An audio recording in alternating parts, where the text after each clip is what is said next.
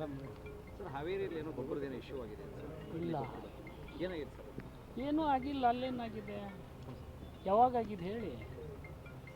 ಕಳಪೆ ಗುಣಮಟ್ಟದ ನೋಡಿ, ಕಳಪೆ ಗುಣಮಟ್ಟದವರು ಯಾರು ಮಾಡಿದಾರೋ ಅವ್ರ ಮೇಲೆ ಈಗಾಗಲೇ ಕ್ರಮ ಕೈಗೊಂಡಿದ್ದೀವಿ. ಅಲ್ಲಿ ಹಾವೇರಿ ಅಂತ ಜಿಲ್ಲೆಯಲ್ಲಿ ಮೊದಲು ಸೀಡ್ಸ್ ಪ್ರೊಡಕ್ಷನ್ ಕರ್ನಾಟಕದಲ್ಲಿ ಪ್ರಾರಂಭ ಆಗಿದೆ ಹಾವೇರಿ. ಅಲ್ಲಿ ಕೆಲವು ಘಟನೆಗಳು ಇತ್ತೀಚೆಗೆ ಆಗ್ತಾ ಇದ್ದಾವೆ. 4 ಲೈಸೆನ್ಸ್ಗಳನ್ನು ರದ್ದು ಮಾಡಿದ್ದೀವಿ. ಕಳಪೆ ಗೊಬ್ಬರ ಮಾಡಿದವ್ರ ಮೇಲೂ ಕ್ರಮ ಕೈಗೊಂಡಿದ್ದೀವಿ. ಇನ್ನೂ ಹುಡುಕ್ತಾ ಇದ್ದೀವಿ ಏನಾರ ಅಂತ ಸಮಸ್ಯೆಗಳಿದೆ.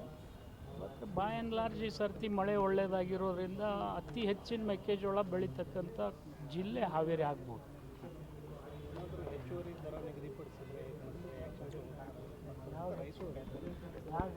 ಇದರ ಗೊಬ್ಬರ ಮಾರಾಟ ಮಾಡುವಾಗ ಸರ್ ಇದು ಹೆಚ್ಚುವರಿ ದರವನ್ನು ತೆಗೆದುಕೊಂಡು ಕೊಡುವಂಥದ್ದು ಸರ್.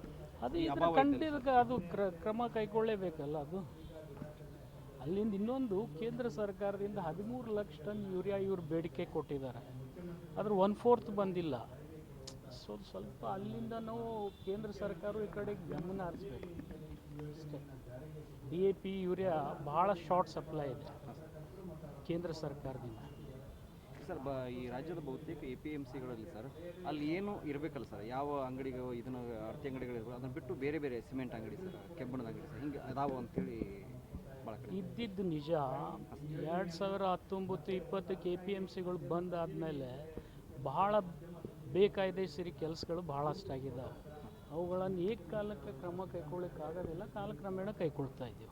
ಸರ್ ಅವೆಲ್ಲ ತೆಗಿಬೇಕು. ಅದು ಕಾನೂನಿನ ಪ್ರಕಾರ ಅವಕಾಶ ಇಲ್ಲ, ಆದರೂ ಪ್ರಯತ್ನ ಮಾಡಿ ಒಂದೊಂದಾಗಿ ಮಾಡ್ತೀವಿ.